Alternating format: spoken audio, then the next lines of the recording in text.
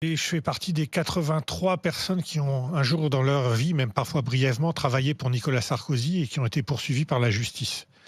Nicolas Sarkozy, c'est sa troisième affaire dans laquelle il est condamné, certes en première instance, certes il va faire appel dans la journée et donc il sera légalement, il pourra se revendiquer de la présomption d'innocence, puisqu'il a encore, comme n'importe qui, la possibilité de se défendre en appel puis d'aller en cassation, ce qu'il a fait dans l'affaire Big Malion.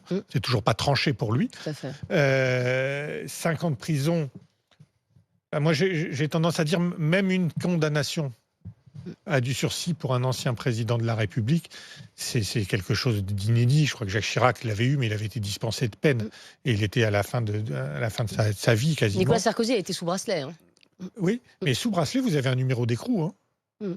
C'est-à-dire que vous dépendez d'une prison. Vous êtes mais vous dormez écroué, chez vous quand même. C'est pas tout à fait que pareil. vous dormez chez vous. Là, avec effet différé, c'est le juge d'application des peines qui va dire vous allez avoir un numéro d'écrou.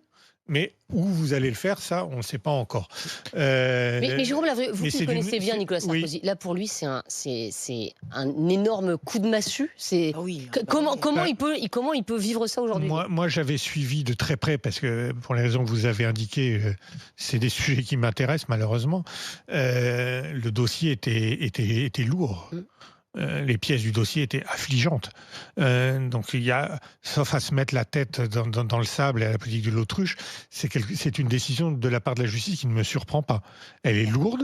Elle arrive. C'est pas la peine maximale pour les 5 ans. Non, parce que en fait la peine maximale, il aurait eu pour les faits pour lesquels il a été relaxé. C'est ça. Il a été relaxé des autres chefs d'accusation. Il aurait pu avoir plus. Ce à quoi personne ne s'attendait, c'est le fait que la présidente prononce le mandat de dépôt, mais vous savez, la justice, elle regarde plein d'affaires.